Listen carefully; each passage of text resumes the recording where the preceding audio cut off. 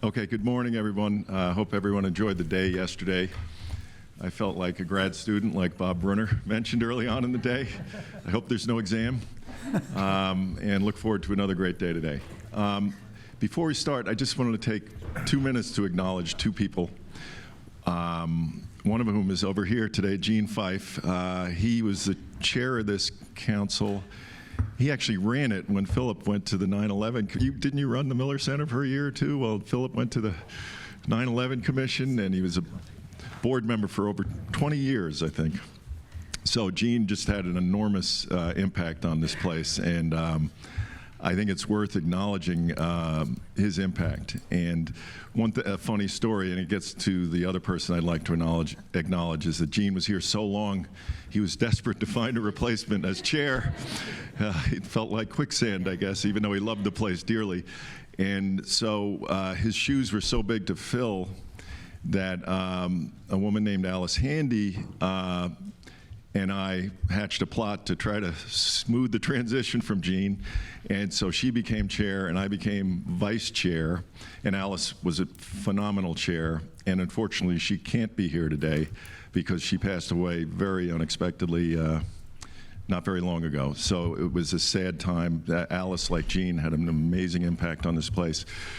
I think the staff really felt her presence here, and you'll see some of the materials hanging on the wall were Alice's ideas about mission, vision, values, and stuff. So anyway, when you're got a couple of giants in the history of this place, I thought it was acknowledging both Gene and Alice. So.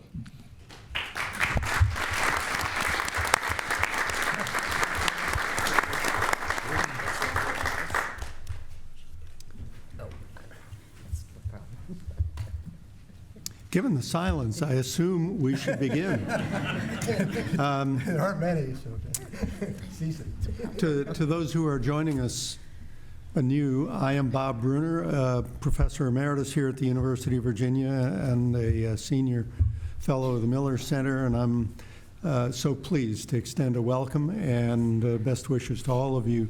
This is day 2 of our program toward a more responsible and effective presidency.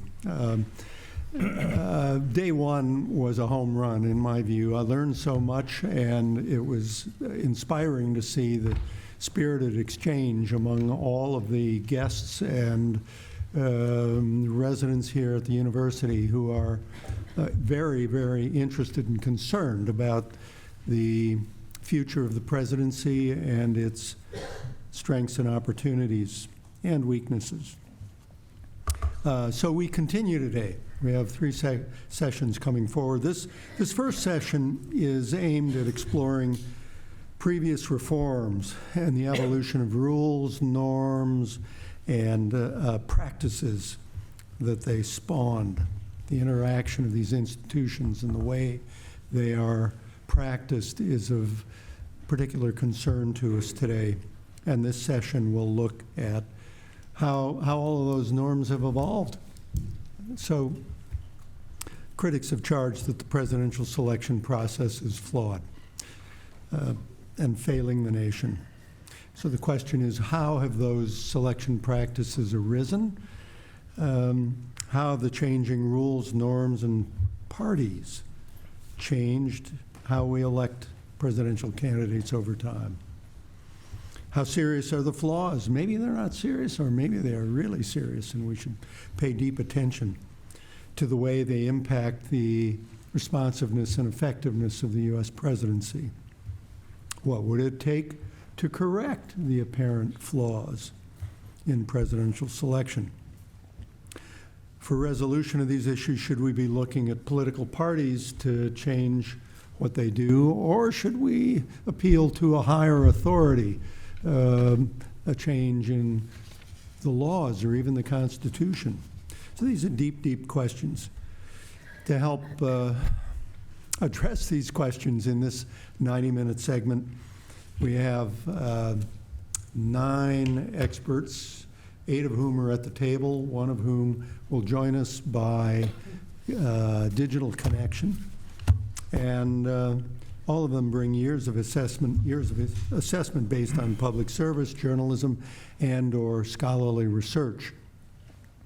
For the sake of brevity, I won't introduce them. They are known by virtue of introductions yesterday to many of you, and can be found in the backup materials for the conference.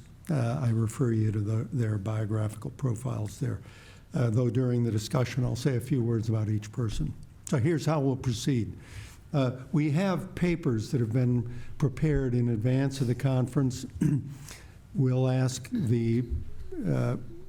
for a presentation of the papers and then invite respondents around the table and online to help us understand some of the nuances or perhaps improvements or objections to the papers, such as they may be.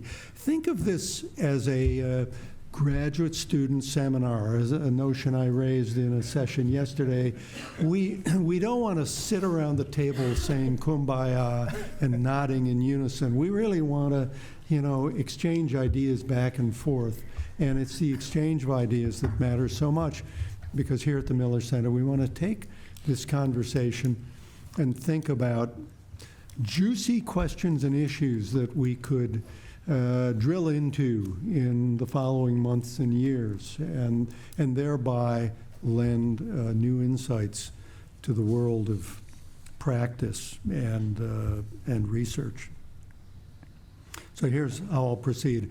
I'm going to ask my colleague Sid Milkus to channel Mike Nelson, who is the author of the first paper. Mike is unable to be with us because of an illness, temporary illness. Mike, if you're online, we wish you well and a speedy recovery. But we can trust Sid to fairly represent Mike's, I don't know about that. Mike's ideas. Right. And this opening essay argues that the presidency is structured by two constitutions, a capital C constitution that we all know and cherish, as well as a small c, an informal constitution.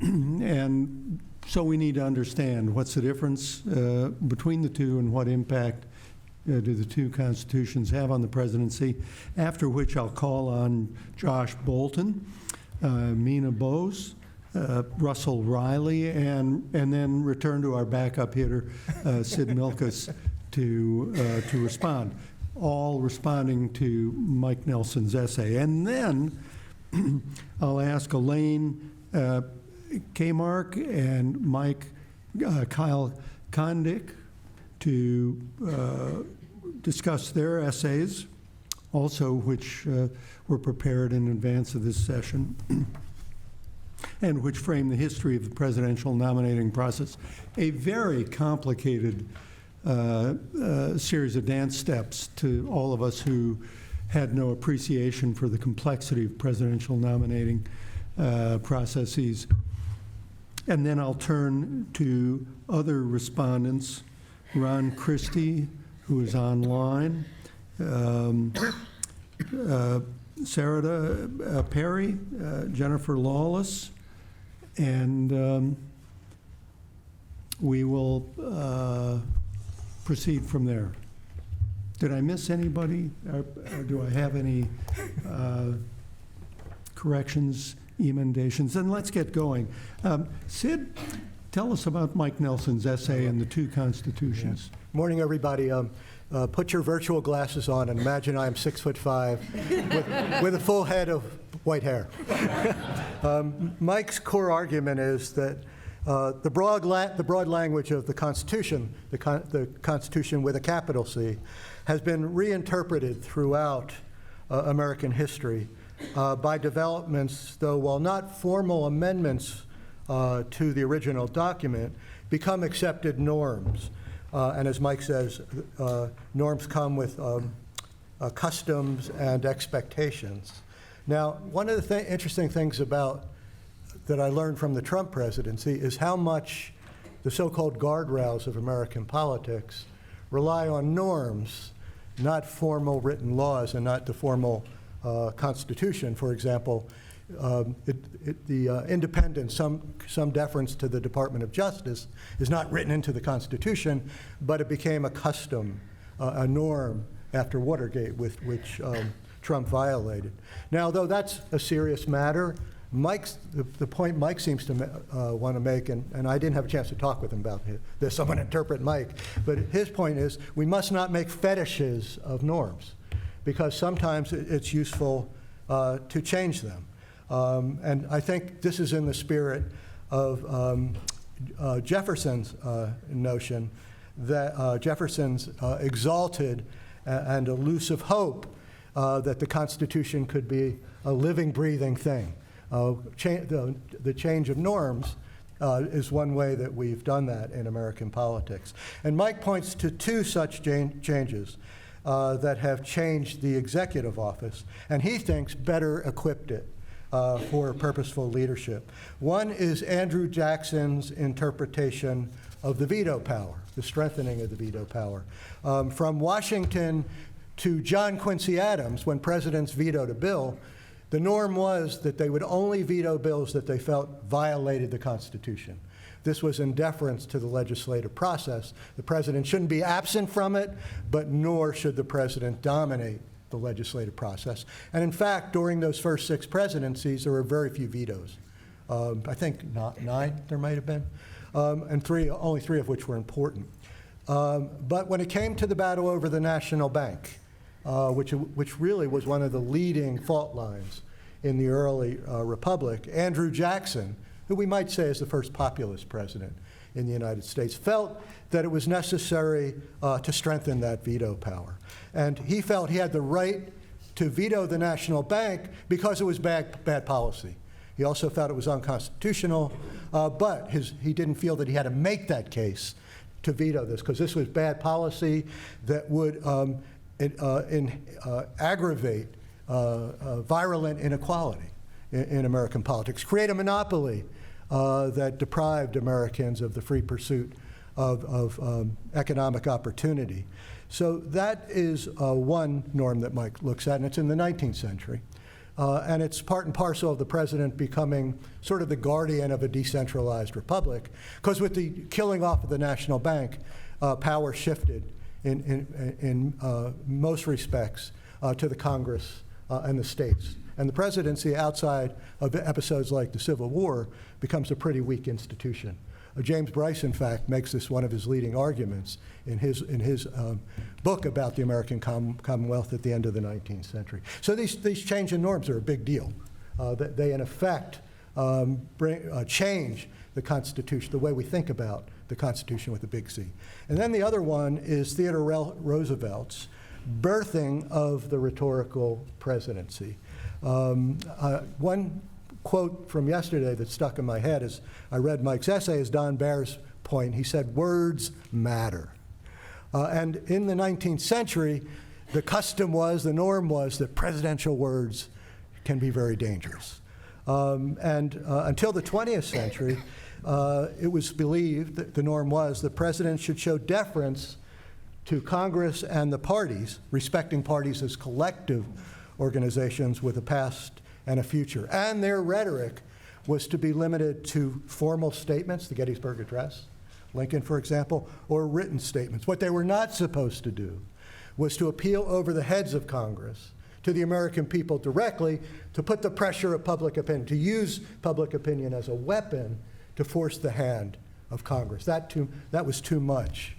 That was viewed as too much of an intervention in the legislative process. The one 19th century president who tried to go over the heads of Congress and appeal directly to the people to push his views of where policy goes was Andrew Johnson, who did this with respect to the Reconstruction legislation. And for this, he was impeached. There's 2 articles of impeachment that accuse him of bad and improper rhetoric. Obviously, the standards have changed in terms of the conversation of American democracy. And he was not convicted by the Senate, but his presidency was essentially defanged as a result of that impeachment episode.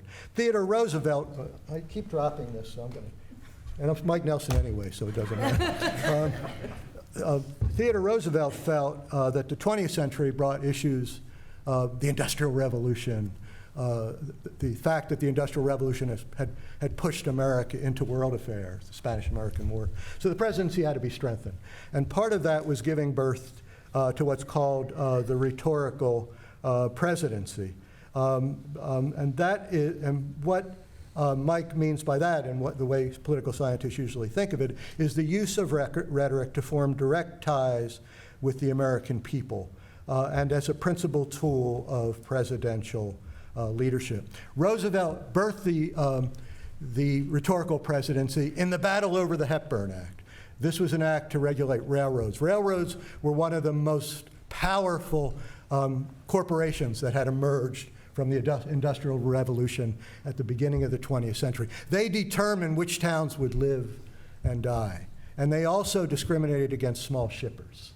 So Roosevelt pushed this Hepburn Act, which would regulate railroads so they could not discriminate against small shippers. It regulated the way their rate making of people who used their services. It was resisted by the Congress, particularly by the Senate. Remember, the Senate was not elected directly by the people at this time. This was in 1906. Not till 1917 did we get an amendment, I think it was 1917, did we get an amendment passed that establishes the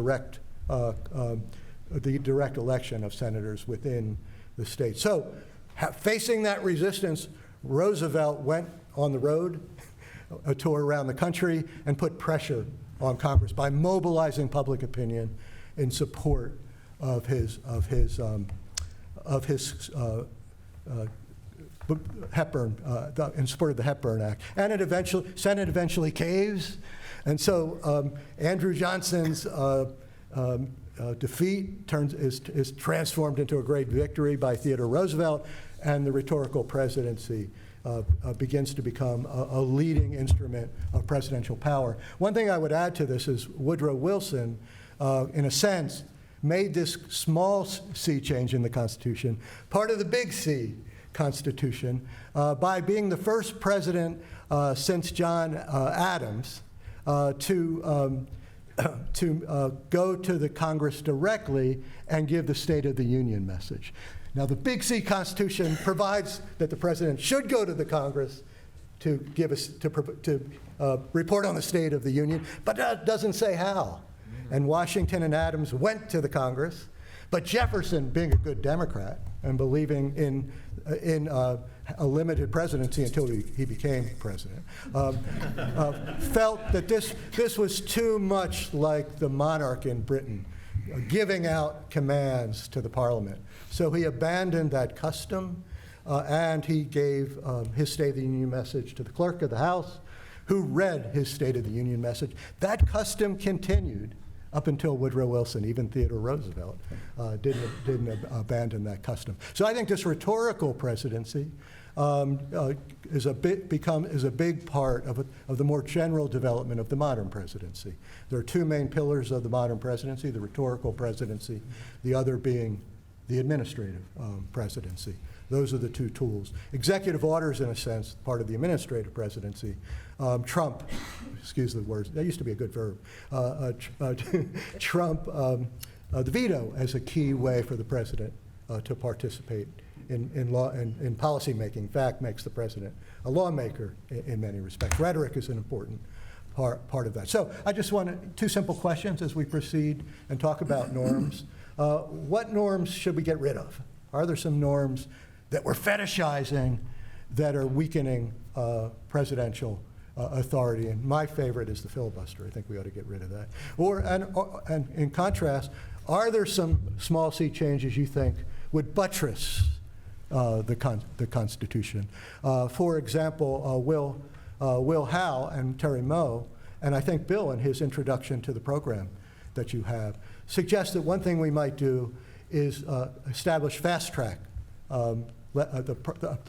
process for legislation, which now only applies to trade legislation. Will and Terry and Bill suggest that ought to be in place for all for all laws, and that would mean for when a law is put before Congress, it takes an up or down vote, and that would expedite the legislative process, and end what some people call legislative gridlock. So I'll stop there. Thank you very much, Sid. I'll become Sid Milkus again now. So I'm going to shrink and I'm going to lose some hair. I'm sorry. I thought I was going to be. Oh, you? Oh, okay. I grant thee. So here I become more of a traffic director, and we have 4 respondents to Mike Nelson's essay, and I'm going to call on respondents in pairs in hopes of stimulating some, conversation across the table or up and down the table. But I would ask all of our respondents and presenters to limit their remarks to 4 minutes, and I will keep time.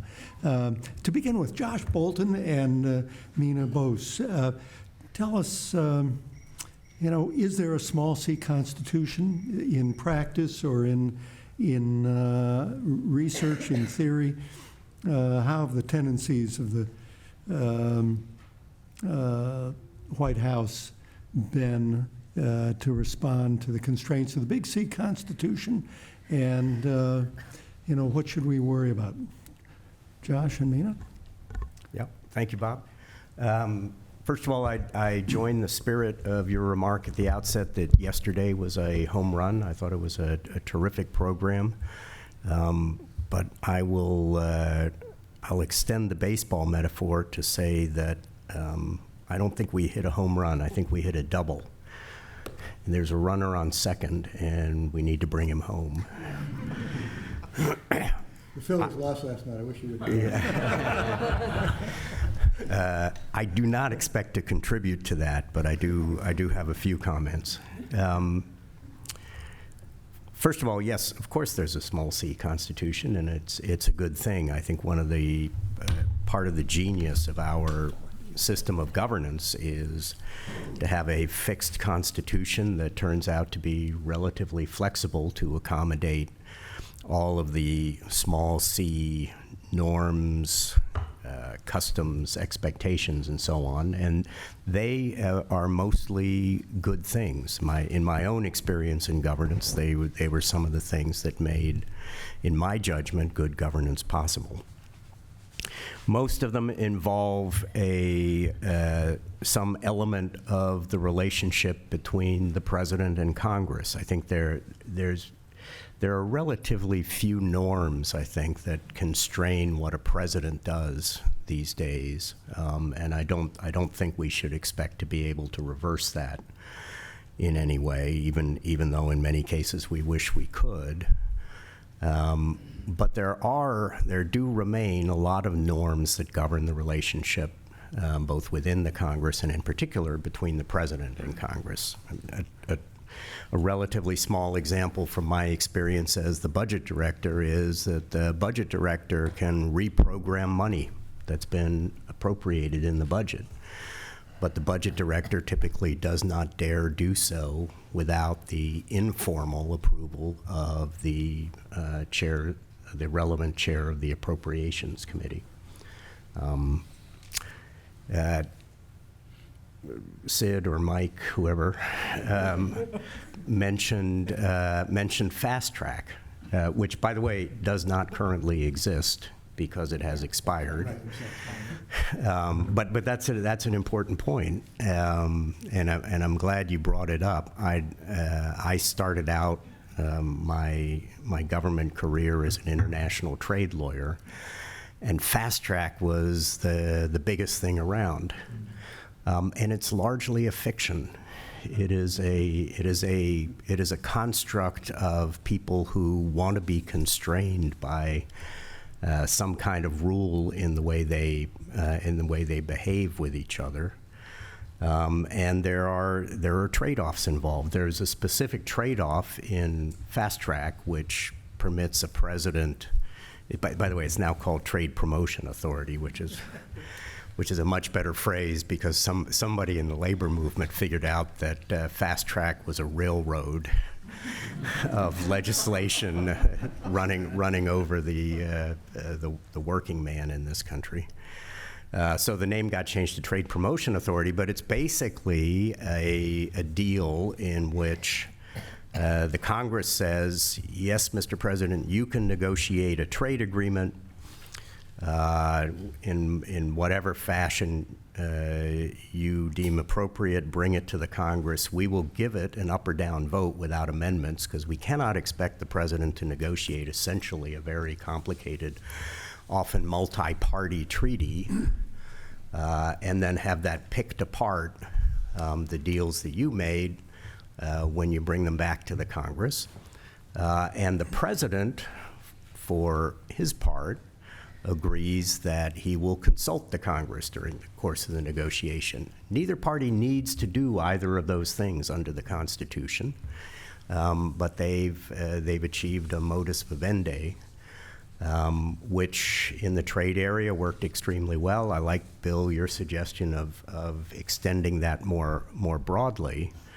But in our current environment, we're actually headed in the wrong direction. Like I said, the Trade Promotion Authority has expired. The Biden administration has had no interest in pursuing an extension of the Trade Promotion Authority because they fear the Congress on anything having to do with trade legislation, and have therefore abandoned the field.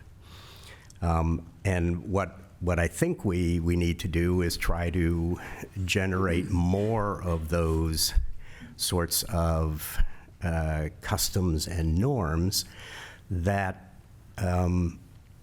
that promote what I referred to yesterday as, I think, what ought to be one of our guiding stars is how do we incent governing from the center, and governing more by compromise than by brute force, which I think has afflicted us in many ways. We've got two problems doing that these days. The first is mundane, the second is existential. The mundane problem is that we have lost our ability to get people to put themselves, our political leaders, to put themselves in philosopher John Rawls's initial position. And by the way, that's the first time I've referred to a philosopher ever. I am. Stuck the landing. Well, thank you, Russell. But I'm just gonna plead with my academic and other intellectual colleagues not to correct me, because it'll be deeply painful, because I've not only never cited a philosopher, I don't think I've read one in 40 years, but I do remember John Rawls's initial position.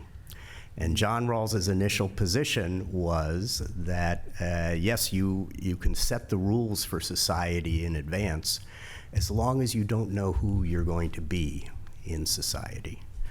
And we need to have more setting of these norms and customs and rules, especially in the relationship in Congress. If people think of themselves as, I don't know whether I'm going to be in the minority or the majority, and I have to expect that I'm going to have to live with the rules, whatever they are, either way. That's part of what helps keep something like fast track going, like the accommodation from the budget director to not to reprogram money without the consent of others. I'm looking at Valerie Boyd, who has an important paper to present later that Tom Donnellan gave a nice shout out to yesterday. But she and the rest of the Partnership for Public Service are struggling with how to help the president get his nominees approved by Congress, or more importantly, how to get a good government in place relatively rapidly with the people that the president wants and deserves. And there's been a breakdown there because our leaders have not put themselves in the Rawlsian initial position. They Josh. Oh, 4 minutes, okay. 1 minute. 1 minute. So that's the mundane problem, is let's try to figure out how we get our leaders to think of themselves as having to be on either side of that. The existential problem is the one that's been underlying most of our conversation over the course of the last day, is that there are government leaders and politicians who don't particularly care whether they are, if they put themselves in the Rawlsian position, they don't particularly care where they end up, because they do not have actual governing objectives. And that, it seems to me, is the greater problem and the greater threat we have to address in our governance today. Thank you very much. I'll reserve the balance of my time if I had any. Mina? Thank you, Bob. It's very exciting to be part of this conversation. When I heard John Rawls, I definitely flashed back to my political theory seminar in my first year of graduate school. I think I remember the theory of justice. But I wanted to actually pick up, Josh, where you ended, with the question of do we have enough elected officials who care about generating these norms? And that, I think, is the real concern. I've redone this presentation multiple times now, as my notes show. I had some points coming in. Then after yesterday's talk, after yesterday's instructive discussions, I reworked it. And then I've been thinking more just in conversations with people today, over the past day, and hearing the comments from Sid, this very helpful overview of what you and Mike have written about in your textbook, The American Presidency, Origins and Development. It's a wonderful kind of overview of the evolution of presidential power. And then hearing the practical piece of that, Josh, from your experiences at OMB and in trade policy and in governance. It seems to me that, without a doubt, the small c Constitution exists. And I could just, if we could go back to Federalist 70, right, and the Hamilton's call for energy in the executive, that presidents can be checked with dependence on the people and a sense of responsibility, that they will respect the norms of the office. The challenge today, I think, is the end of Mike's essay, where he says that the small c constitutional presidency has evolved when a president decides the time for change is right and the country agrees. And I'm not sure that we have either of those variables in place right now. I would say the second one is more serious. But if we look at the change of that Andrew Jackson made with using the veto power for policy purposes, and then the evolution of the rhetorical presidency, which we'll be discussing in more detail later in the session, those were major shifts in the exercise of presidential power. When we look at presidential power today, some of the over the last decade, there have been calls that presidents should socialize more with the opposition. How do we get past gridlock? How do we get past polarization? Presidents should engage more with their political opposition, that Congress needs to do more than be there Tuesday through Thursday. It certainly looks like the House will be there through this weekend, but that's kind of a precondition for governance. So I'm not sure that it's not a good thing that we're in this situation. I'm not sure that more socialization is sufficient, frankly, but that's a norm that's been raised. Another one is actually more communication. I think Jennifer brought up yesterday the issue of the public rejecting government programs, right, or saying that they don't support them while they benefit from them, right, whether it be Medicare, other policies, earned income credit. And there's been scholarship written on this. Susan Mettler published a book about a decade ago, The Submerged State, and how government invisible government policies undermine democracy. I think that's certainly true, that we need to, it's important for the president, the White House, the executive branch to make clear how people benefit from the policies that are created, that are enacted, but that's no easy task, and people tune out. The president gave an address last night for about 15 minutes from the Oval Office. I think there was a time when anytime there was a presidential speech, that was kind of where you had to focus. Now you can catch it later. You can see a live stream. You can see a recording. It's difficult to cut through the noise, and it's difficult when you have multiple audiences. I heard a critique this morning where someone said that was clearly that the speech yesterday was designed for a domestic audience and wasn't paying sufficient attention to international audiences. So, yep, 1 minute? Okay. Challenges that were all raised yesterday: populism, social media, permanent campaign. What can presidents do? I would say that it is not the time for changing norms, though we need to keep it in mind. But we're in a period of extreme polarization, which means power politics. I think that the White House and Congress need to move forward, and with the hopes that with the passage of time, we'll move past this period of incivility and danger, real threats that are coming to political leaders and interest group leaders. It's very troubling. I think that what maybe, if I would say a norm, it would be that perhaps the leaders of the two political parties need to start cultivating the next generation. There's a big question as to who comes next, and there are a lot of possibilities, but we seem to be in a generational impasse right now, and it's not clear where we're going. And maybe that's an area where the president and the White House can do more. Thank you. Thank you, Mina. Russell Riley and Sid Milkus.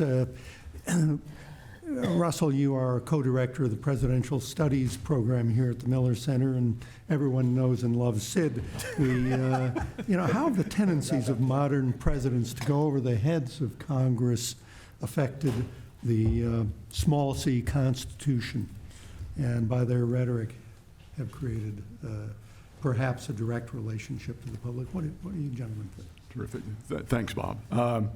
The first thing I want to do is to issue an additional word of thanks that, Bill and Christina have been thanked previously, and I'll do that again. But I also want to thank my teachers here. And by teachers, I mean the people through the Presidential Oral History program we've had the privilege of sitting down and listening to over decades to collect their wisdom and thoughts. I looked through the program yesterday, and I counted about 10 people, 10 former White House officials who are contributing now. I'll identify Josh since he's just to my right. It's not just for my education that we do these things, but it's for the broader public education. And so I would encourage you, this is the commercial part of my presentation. If you're interested in these things, Josh spent 4 different afternoons with us, as I recall. And it's absolutely riveting to sit down and listen to these people talk about what their experiences are in the White House. It's a public service endeavor, but it's just outright educational. And I encourage you to go look, not only at his interview, but at the others if you're interested. I want to step back, and I'll do this in the tradition of the graduate seminar. I'll answer the question that I prepared to answer rather than the one that you asked. But I want to deal with just 2 topics, and one of these is to draw back and sort of recast what it is that we're doing here. And part of what we're trying to accomplish is an understanding of what that small c Constitution looks like now.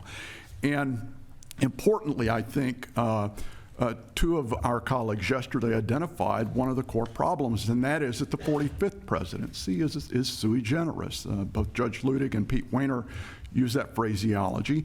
It's almost impossible for us now to get a very refined sense about what the small c Constitution looks like, because we haven't quite figured out what the impact of that sui generis presidency was on our institution. So that's the first thing. Normally, a one-term president would not get very much discussion in a conference of this nature a couple of years later, right? Because there wouldn't be an expectation that a single-term president would have much of an impact on the institution. Not many Herbert Hoover Republicans after his presidency, right? No offense, but not many Jimmy Carter Democrats, not many George H.W. Bush Republicans, right? So, You meant George W. no, well, he had 2 terms. So, so anyway, that's the first point that I wanted to make, is about the difficulty of trying to get a sense about what the overall picture of the small C Constitution looks like. The second one I'll pick up, and this is oddly an effort. It may be saying there's a reason for optimism out there, and that is in the period of 1868. I mean, there's not many instances where we would look back there and think, oh, my God, the 1870s were a terrible time. But if we were meeting in 1870, we would have some pretty significant reasons to believe that that small C Constitution was in a very, very bad condition, right? Because part of what Sid mentioned earlier, we'd come through a period of time where there might have been a change in the presidential use of rhetoric because of what Andrew Johnson did. If we were in 1870, we were looking at and we were trying to consider what the status of the presidency was, we would have been overly influenced by Andrew Johnson's experience as president. The second thing, we might have believed that impeachment was going to become a permanent fixture of our political landscape. Neither of those 2 things happened, right? So there are a lot of reasons why the 1870s are terrible, don't get me wrong.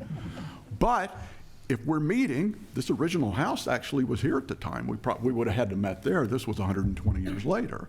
But if we'd met in that original House and had these conversations, we might have been inclined to a degree of pessimism, at least on the institution that shouldn't have existed. So I'll stop with that. Yeah, those are really interesting comments, Russell. I did reflect on your prompt that how has this rhetorical presidency affected American democracy and the Constitution, and rhetoric. This change with a small c was unassailable really until recently. When I would teach my students the Andrew Johnson episode and ask them what they thought about the articles of impeachment that indicted Johnson for bad and improper rhetoric, they thought that as much as they might, despise Johnson and his attempt to undermine Reconstruction, they didn't think that free speech could be at the center of an impeachment process. And basically, even the Republicans were very reluctant to take those 2 articles very, very seriously. And I think certainly presidential rhetoric has been an important part of presidential leadership, and sometimes to the good. This is one place where Biden seems to have fallen a bit short, and I wonder what you guys think about that, whether that's one of the reasons that his favorability ratings seem to be below his accomplishments during his presidency. One of the things that I've really appreciate about proper rhetoric is as Felix Frankfurter said about Franklin Roosevelt, it enables the presidency, allows the presidency to take the American people to school. And Roosevelt really did that very well by pioneering a new form of presidential communication, the fireside chat. But the style was important, but so was the substance. And one of Roosevelt's most important speeches was the Four Freedoms speech, where he tries to take account of a world changing, not only domestically, but we have the approach of World War II. This was his State of the Union message in 1941, and it was projected to the American people over the radio. And there he, in a sense, says we have to redefine the social contract. The traditional freedoms we celebrated, speech and religion, are no longer enough to protect freedom. We have to embrace freedoms that require more action on the part of the government rather than limiting government. And he talks about two. You're trying to remember freedom from fear. Wanted fear. Freedom from what, which was embodied by the welfare state, and freedom from fear, which was embodied by the national security state extended to homeland security. I think that small c change in the Constitution is at the foundation of the development of the government from the New Deal up until the late 60s, and it was a government that had, in many ways, was well respected. There was a lot of trust. So I think there are certainly some positive things about the rhetorical presidency, but very quickly, and I will. 1 minute. Yeah, I can do this in 1 minute.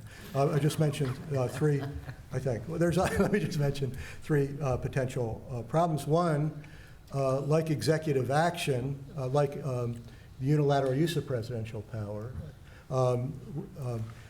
giving the presidency so much opportunity to speak to the American people directly with the advancement of media may create the illusion of the president having more power than he actually has, just as Francis argues about the use of unilateral executive power. Second thing, I think, puts too much emphasis on communication, not enough on the nitty-gritty of policy. This is Elaine Kmark's point about the rhetorical presidency. And third, an argument that my colleague Barbara Perry has made and others is that the rhetorical presidency has degenerated so much that it has it has presented us with the power, with the problem of the constant threat of demagogues. Alexander Hamilton, I'll end with Alexander Hamilton rather than Rawls, which seems appropriate for this conference. Alexander Hamilton said that demagogues were those who flattered the prejudices of the people only to betray them. That seems like a great definition of a demagogue. And when you think about the advancements of technology and rhetoric, radio, television, to Twitter, that development, it seems to me, has presented the possibility of rhetoric being very damaging to American democracy. I don't know if that was Thank you. Thank you. Elaine Kmark, you have written perhaps the iconic book on the presidential nominating process. Does that tilt the ability of presidents to gain office and govern once they've won the office? Good, thank you. I want to talk about the nominating process because it creates a situation where we get presidential candidates that we never would have had in a previous era. So beginning in 1972, with the reforms that the Democratic Party made, and which ironically the Republican Party was forced to accept in some ways via legislation in state legislatures. So the Republican Party went through an inadvertent reform period in that period of time. Beginning in 1972, we went from a system where party leaders controlled the nomination process and primaries played a minor role to a period where primaries controlled the nomination process and party leaders play a minor role. And so we flipped. Now, what are the consequences of that flip? Political scientist Sundquist, who some of you know, said at the time, he said, previously an elite of party leaders performed a screening function. They administered a kind of competence test. They did not always exercise the duty credibly, but they did ensure that no one was nominated who was not susceptible to the preponderance of the party elite as its leader. That is no longer the case.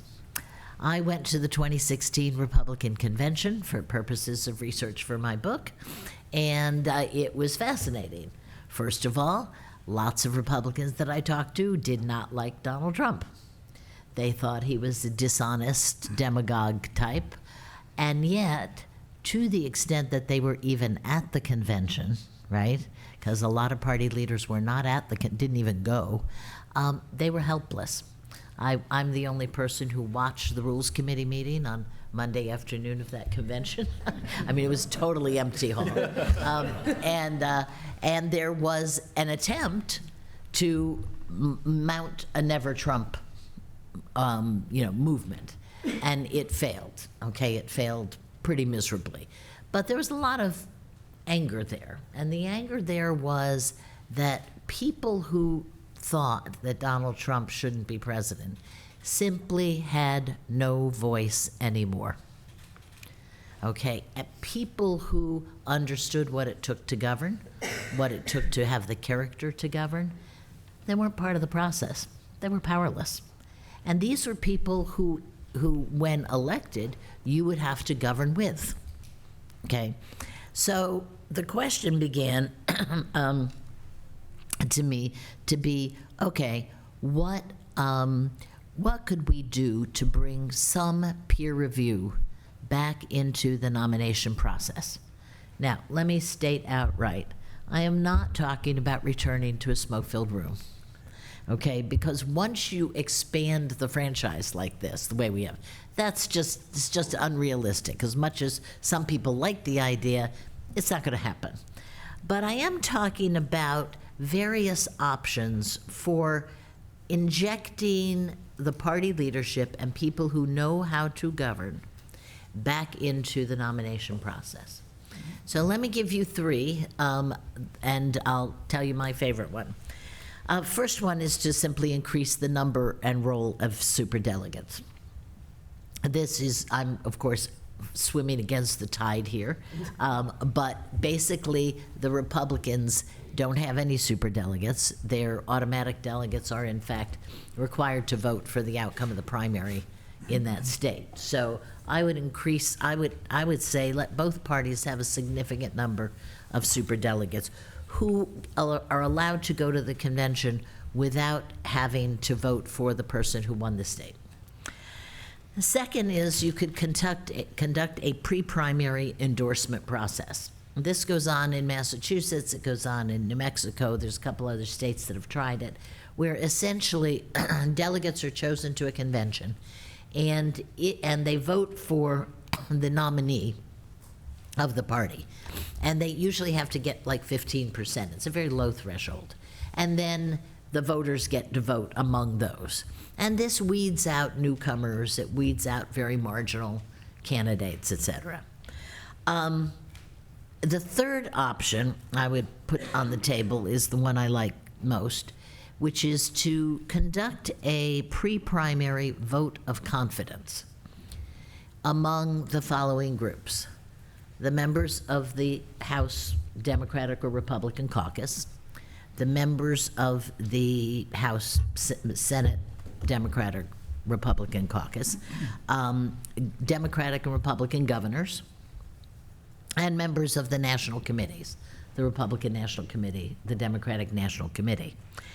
That pre-primary vote of confidence could be, again, with a very low threshold, say 15%. And the vote would be, yes, we think you, and you are qualified to be president, and we think you reflect the values of our party. Okay, pure and simple. And then you go on to have a primary system.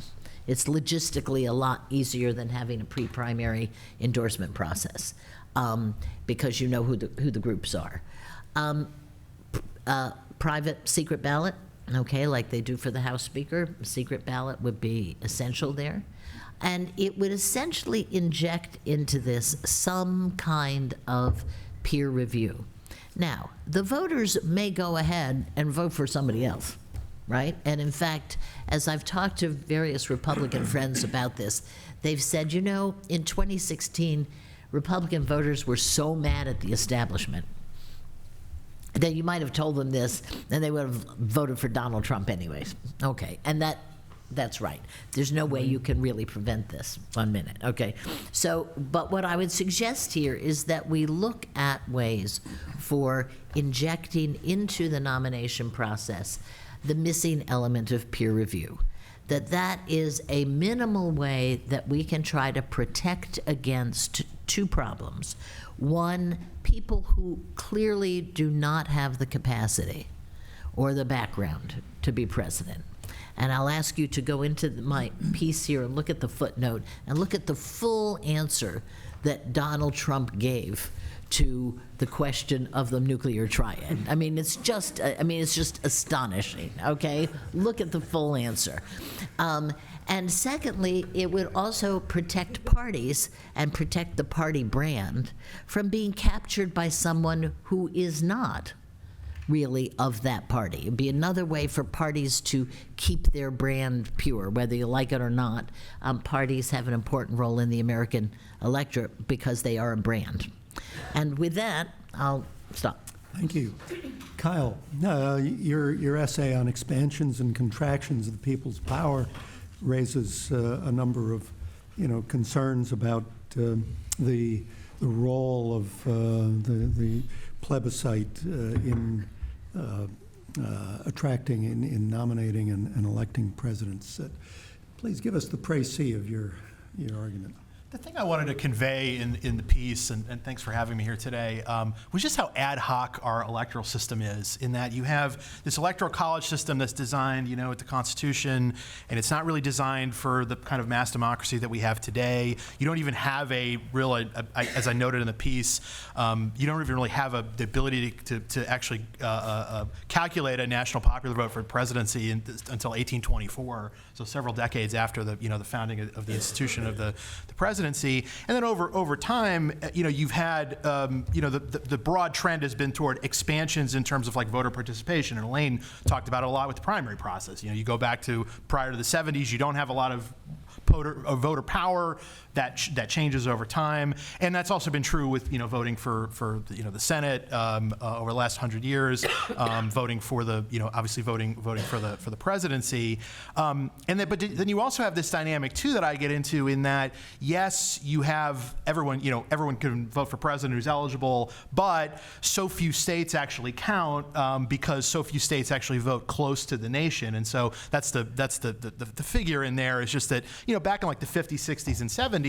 You really had truly national elections. Richard Nixon made this famous pledge to visit every state in 1960, and so he spent like the last weekend of the election in Alaska, where Kennedy was barnstorming the industrial states. But it actually was a reasonable thing to want to do that, because so many of the states were competitive. I think like 75% of all the electoral votes were located in states that voted roughly close to where the nation is. Now it's like 30%. And so, yes, there's a lot of the voters can participate a lot, but the way our system is set up with the Electoral College, the actual power that many voters have is kind of negligible. Now, it's easy to say, oh, well, let's just get rid of the Electoral College, and yeah, if I was starting the system today, that's probably what I would do. Actually, let me scratch that. I wouldn't do that, and here's why. Selfishly, I'm an election analyst, and all the little nitty-gritty details that I know about the states, Macomb County in Michigan, We love those. Yeah, I love that stuff. I would, who would care about that anymore? If you didn't have the electoral, yeah, right, yeah. I'd have to find something else to do. But you just think about it. I mean, the way that we elect our federal officials, House members, it's the fancy political science term, single member district plurality. It's one member per district, and the person who gets the most votes wins. There are little intricacies here and there, but that's basically the case. It's the case in the House. It's the case in the Senate. And you think about the president. What's the president's district? Well, he's the only federal official whose district is the whole country.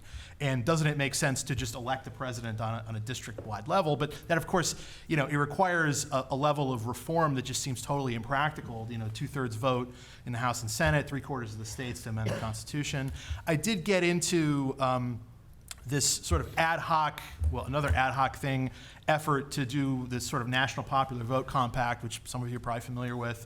They're actually up to 205 electoral votes, and you need 270 for it to trigger. And what would happen there is that if, in fact, the compact triggered, then all 270 electoral votes worth of those states, or however many were in the compact, would simply just award their electoral votes to the person who got the most popular votes. However, if you start drilling into the details of that, you can find problems. There are some states, particularly, I think one of the Dakotas has talked about doing this, that would decline to produce a popular vote for president. It would list the Democratic tally and the Republican tally, but they wouldn't actually give the names of the candidates. That there are ways for individual states to undermine a compact like that, let alone if you had a state that agreed to the compact 10 years ago and then it was under different administration later on. But so I don't, I'm not sitting here necessarily advocating for that, and I do think that there would be problems there. But as I note at the close of the essay, if you did have a system like that as a kind of an ad hoc add-on to our current system, it'd be pretty familiar to, or pretty similar to the fact that we use the Electoral College still, but it's now we're in a period of mass democracy, and also how we nominate presidents, in that you still have this sort of old school convention system, but the delegates are mostly chosen by the voters, and it's a democratic process grafted onto what's not really a democratic or small d democratic institution. So. One just final point. I just want to note this history because I didn't get a chance to note it in the piece, is that there actually was a significant effort to change the Constitution in the late 60s to get rid of the electoral vote. And part of it was the 1968 election. George Wallace came somewhat close to throwing that election to the House, and there was some bipartisan agreement to do away with the Electoral College. And so Birch Bayh, the senator from Indiana, his son Evan also served in the Senate. He was one of the leaders of that effort. It passed on a pretty overwhelming vote in the House, 339 to 70. It died in the Senate because of the filibuster, and basically the small states didn't want it. But interestingly, in that proposal, it wasn't just to use the national popular vote to elect the president, but there also was a runoff component, although the cutoff line was 40%. So it wasn't like a true, you didn't need to get 50% on the first round. But I think that one final point, this is a point that Josh made about you have to change these things when you don't know if you're going to be in the majority or the minority. And we're at a point now where, like, John Rawls. Oh, I'm sorry. Yeah, right.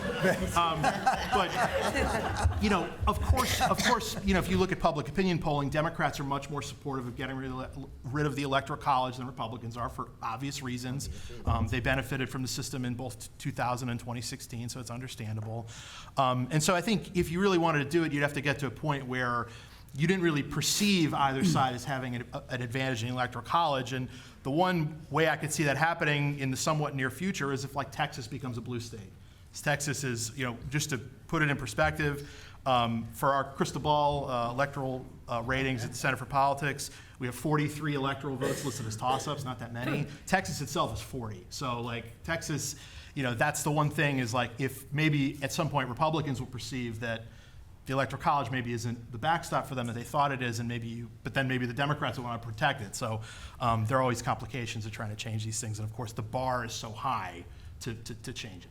Thank you, Kyle. We have 3 respondents to these 2 wonderful papers. Let me call on the first one. Ron Christie, you served at senior levels on the White House staff for Bush 43. You'll be beaming in via digital connection. Ron, if you're there, I'm back. If you're able to communicate, please say something. Something. Now, good morning, everybody. Can you hear me? Here he is. There's the wizard. Go ahead, Ron. Excellent. I am embarrassed to say I think the entire Zoom network around the country went down for a couple of minutes. So I didn't hear the opening question upon which you wanted me to opine on. So why don't I start with that to hear what you'd like me to say. In the spirit of so many speakers in this program, please respond to any question that you want to respond to, rather than to what this person might. We are focused in this particular segment of the program on the small c Constitution, the rules, norms, and practices that either constrain or empower the president, and how those have changed under the recent presidents, particularly Donald Trump. And is the small c Constitution at all powerful? Is it something we should pay attention to? In your experience working in the White House, please enlighten us. Well, I have to be careful here. So I use Sid's American Presidency book for my presidency course. So I better be careful there because he's going to fact check me. I know it. And I better also watch it because Josh Bolton was my chief of staff when I was in the White House. So I better watch it with him too. So I've got two hawks on me right now, even before I get started. Let me go back to the early realm of the presidency, if you will. And I think one of the speakers talked about this. When you look at the Federalist Papers and you look at 69 to 73, 74, and you talk about the notion of energy, right? I mean, Hamilton thought that that was integral to making sure that this American president actually had the energy, had the stamina, had the power to carry out the duties of said office. I look at the small c Constitution, I would say to one and all, and I look at the impeachment of Andrew Johnson, and I look at the Tenure of Office Act that was around for the better part of 20 years, and the ability of Congress seeking to constrain the president. This wasn't in the Constitution, but small c, to constrain the president's ability to hire people, to fire people, to get the folks that they wanted in office. I think that you certainly, obviously, wasn't in the Constitution, but you moved forward to the administration of Woodrow Wilson, right, in his attempt to segregate the American workforce and to put his stamp in a not very good manner on those who not only received patronage positions, but those who were hired by the federal government. I'm particularly intrigued, I suppose, when we had the discussion earlier about the ability for presidents to campaign for office. And I specifically go back to Eisenhower's first run, right? And you're at post-World War II, you're looking at a television spot, and what do you see? You see a cartoon. You see a elephant with a drum, going down the street, like, I like Ike, I like Ike. But you don't see a real person in that advertisement. Then you move forward to, the next seminal election, I would argue, of 1960. What do you see there? You see a young, a vigorous John F. Kennedy, and you start looking at the images of those behind him, those that he juxtaposes on the screen. Now you're looking at real people. You don't really see that many people of color, obviously, on these campaigns, but you're starting to see a bit more diversity, and you're starting to see a bit more texture and color. I would move forward, of course. You look at Nixon, you had some funny ads, of course, with Ford, and then you move forward, of course, to Ronald Reagan's ad, and it's a great day in America, it's a beautiful day in America.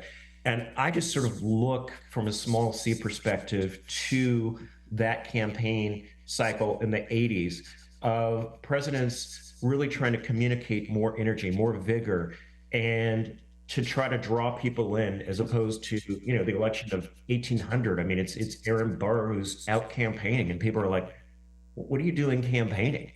To the current era, which I think, whether you like the decision or not, Citizens United has really introduced many more tens of millions of dollars into the system. And before you get to Citizens United, I have to go back to the 1896 presidential election cycle, because I think that was the beginning of the end, right? I mean, you knew who Haley Barbour was. You knew who the party chairs were. And they were instrumental in not only getting members of Congress to do what is in the best interest of the party, but they had sway with the President of the United States itself. You had those campaign finance violations from the mid-1990s. The Republican National Committee, the Democratic National Committee, I think lost a lot of sway. And the way that you saw that loss of sway and influence is that no one really cared what the party chairs had to say. They cared about individual donors. And so the last thing I would say here, when you look at a big C or little c, and we've touched on this previously, is the use of executive power, an executive order, executive action. right? I mean, nearly every president from George Washington through President Biden has used this power. Do they use it to circumvent the will of the Congress? Sure they do. But it's interesting to me that that's not in the Constitution, but yet and still it's one of the most strong weapons that a president has at their disposal. I mean, you remember President Obama famously saying, I've got a pen and a phone and I'm going to use it. The Supreme Court is reticent to wade into certain political matters. Whether you like DACA or not, I think the construct of that executive order is clearly unconstitutional on its face, but no one really wants to wade into that political question. And now, of course, you look at what President Trump did, what President Biden seeks to do, from a small c construct. I think that the ability of the American president now probably is stronger than it has been in many, many decades, because they figured out, well, if it's not in the Constitution, I can find a way around it. And that's exactly what I do. Take my pen, take my phone, and do some executive order writing. And I'll leave it there. I know it's 4 minutes. I'll leave it there. Thank you, Ron. Sarah Perry and Jennifer Lawless, we have an opportunity to respond. Sarah, you were special assistant senior speechwriter for President Obama, and several of the participants in this conference, our colleague Sid Milkus, as well as Ed Howell and others, have associated Democratic backsliding with the rise of populism and candidates who build political movements based on populist rhetoric. What is such rhetoric? And how does it impair democratic processes? How does it perhaps constrain or empower a president? And what can be done to deal with both the cause and the resulting damage? Well, first, thanks, Bob, and thanks, Bill, for having me. Speechwriters are usually at the kids' table, so This might be the kids. it's great to be sitting with the grown-ups. Well, to answer your last question, what can be done? I think the answer is to fire the speechwriters, obviously. I spend a lot of time doing the not very noble work of helping presidents and candidates tell a story, right, that can persuade enough people. And, what Trump did, bringing back the populism that, honestly, Teddy Roosevelt pioneered, we stand at Armageddon and we battle for the Lord would fit right in today, is the rhetoric he used is us versus them, which typically we would not use. We were told as communicators that we don't use that, but obviously Trump used it to great effect. So I think what might be worth doing is maybe pulling in some of the strands we were talking about yesterday and lay out some of the forces that I think are at play. One is what Leah talked about yesterday, which is the fact that elites are influenced by the base, right? It goes in both directions. And we are, as a nation, polarized. I think Josh said this, because people are polarized. And you could see how Trump used this, again, to great effect. He was testing out rhetoric with his audiences, right? So he would try a line and see how it worked in a big crowd, on the trail. Build a wall didn't just come out of nowhere. He tested it with his audiences. He was his own sort of speechwriter in this way, developing the populist rhetoric that would resonate. And it's why whenever he had to deliver a sort of set-piece speech from a teleprompter, he would look like he was in a hostage video, because he was so uncomfortable.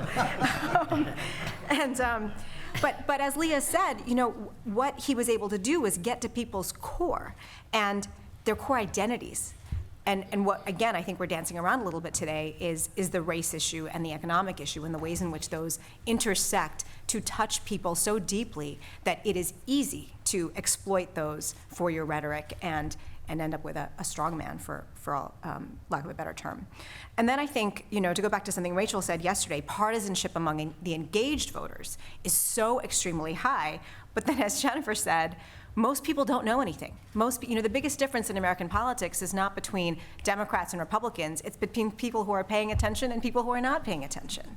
And so I think, again, if from a communications perspective, how are you going to reach all these people? if I'm trying to, speak up for a candidate who is competent, how am I going to reach all the people who are completely disengaged and don't know anything?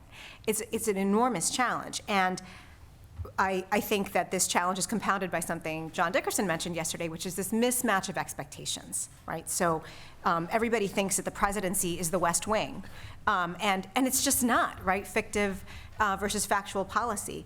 And I think when we as communicators make big promises, whether it's build a wall or something more mundane and even doable, and it doesn't happen, it just makes people more cynical, which fuels the cycle. And so that's, couple that with the utter lack of trust in institutions, not just the presidency, but Congress, obviously. We're watching this circus right now, frankly, the Supreme Court, where people no longer feel like the court not just represents them, but is corrupt in some way. And then the media, which I want to talk a little bit about. Compound that with what we talked about yesterday, the streetlight effect, right? So politicians can give a speech. As Mina said, a big speech used to matter. FDR would get up there, give his fireside address, and everybody in the country was listening to it on 3 radio stations.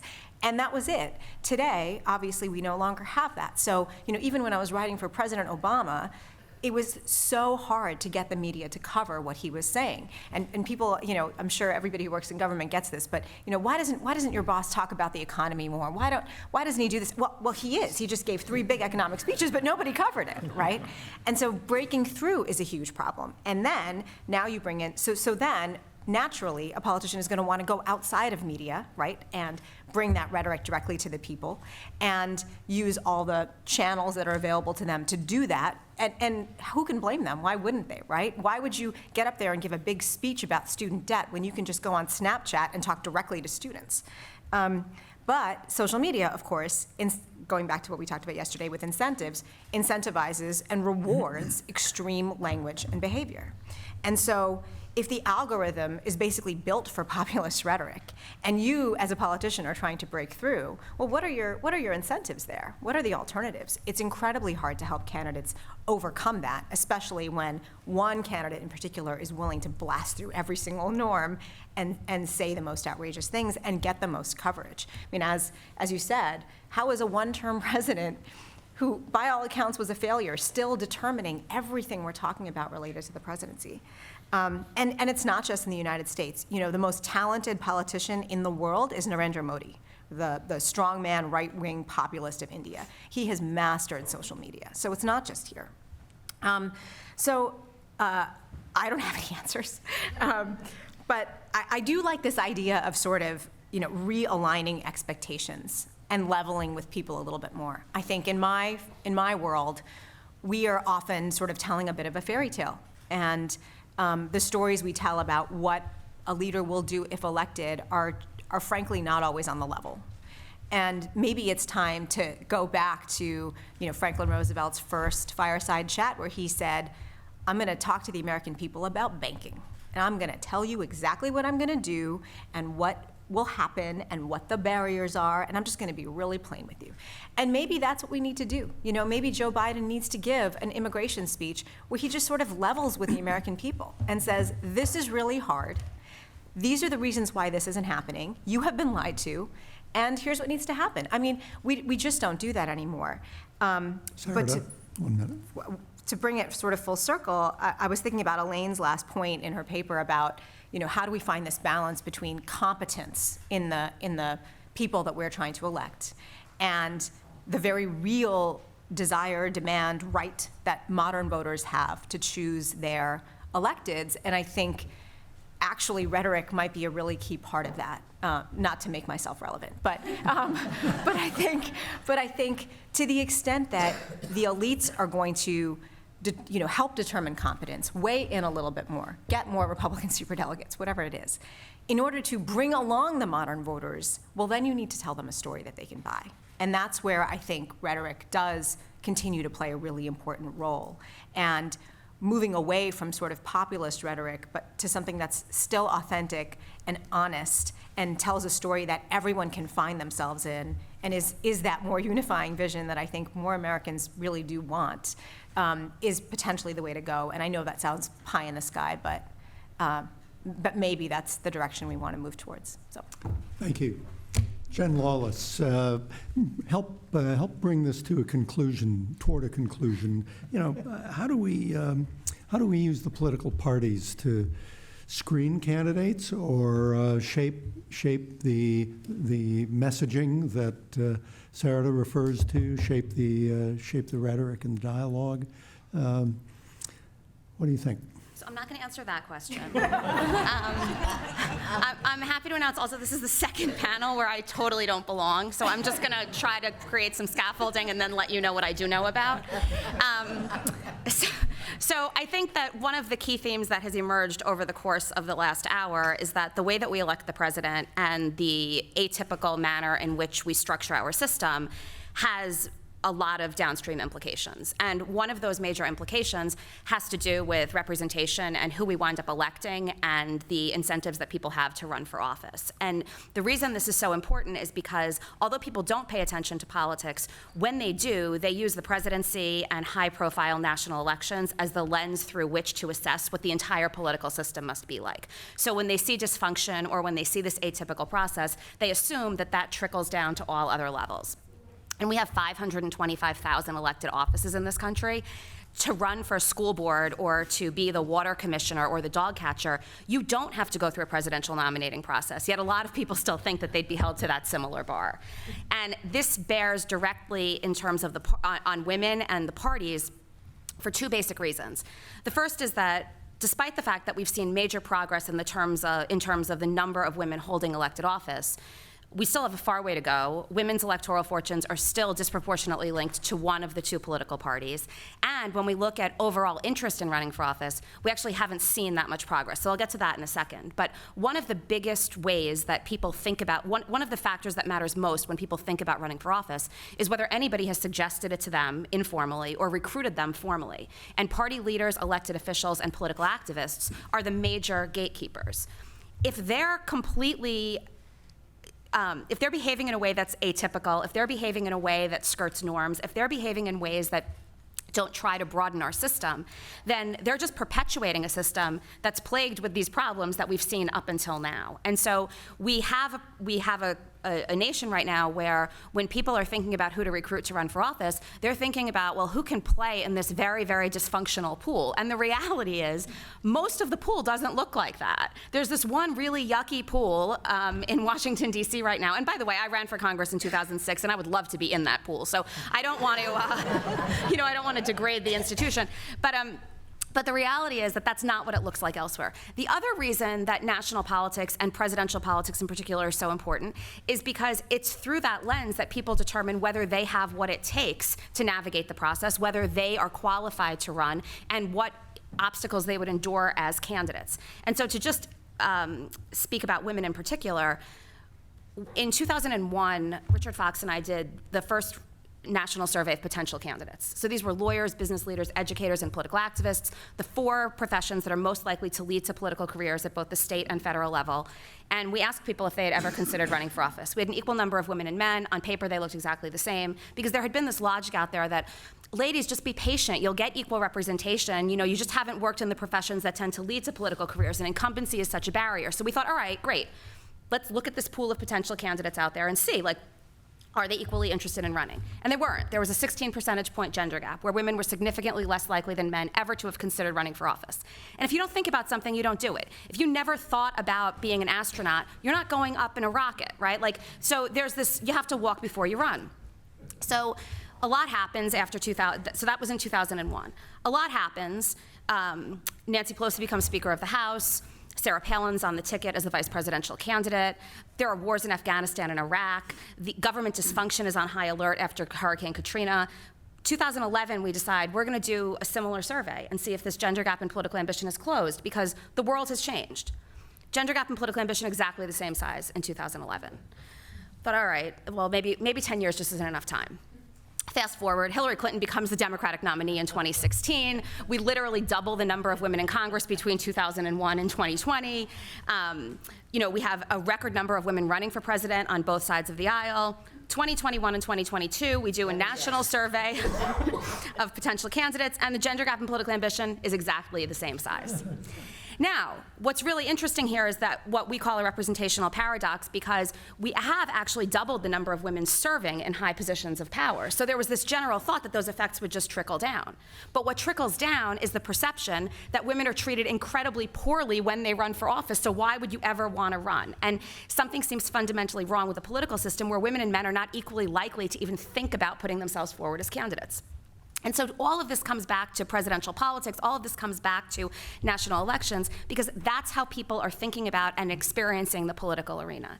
And if women don't think they're qualified to run for office because they think they'd have to be twice as good to get half as far, despite electoral outcomes that suggest that women win just as often, raise just as much money, and now we're treated pretty fairly in the media. That's not to say there aren't high-profile examples of bias, of course there are, but there's not a lot of systematic evidence. If women don't believe that, if men don't even believe that, they're then also not going to recruit women to run. And so all of this is to say that until we figure out how to fix what looks like a fundamentally flawed system, both structurally and perception, and in terms of people's perceptions, we're going to be stuck with a system that also doesn't generate the kind of descriptive representation that most people say is a normatively good thing. So there we are.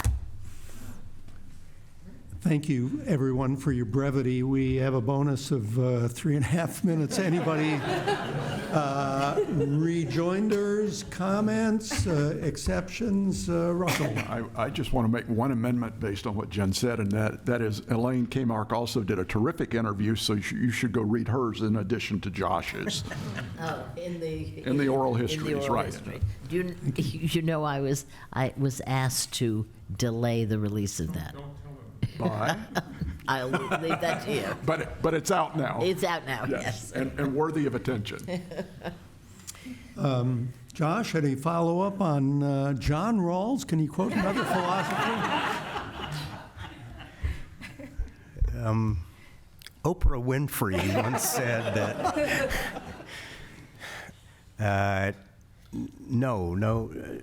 Well, can I say one thing? Well, because this is probably the last time I'll have the microphone, which is that I have the privilege in my current day job of working for 230 plus CEOs of the biggest American companies, and somehow the incentives in that system are working properly. I would pick any one of those 230 people at random today to be either president or speaker of the House, and I think everybody in this room would be pleased with the selection. There remains I think especially on the left, a broad misperception about the power of corporate money and influence in corporate leaders in American politics today. I wish that were true. I fervently wish that were true, and I hope the members of the Business Roundtable believe that they exercise their influence through the Business Roundtable. But the truth is, a lot of the work that we do today at the Business Roundtable is not asserting the will of corporate America on our political system, but rather trying to protect our members from a populist political system that no longer seems to respect free enterprise on either side of the aisle. I'm not sure exactly what the best way to address that situation, but it seems to me there must be some element in, as we think about the solutions to what is ailing our system of governance, is to look to our business community as a source of stability and moderation and good sense. And I will leave it at that. It's virtually 10:30. Thank you very much, everyone. I believe we have time for a 15-minute coffee break. That's right. And then back here at 10:45. The voice of God. We'll be back at 10:45. Thank you so much, everyone.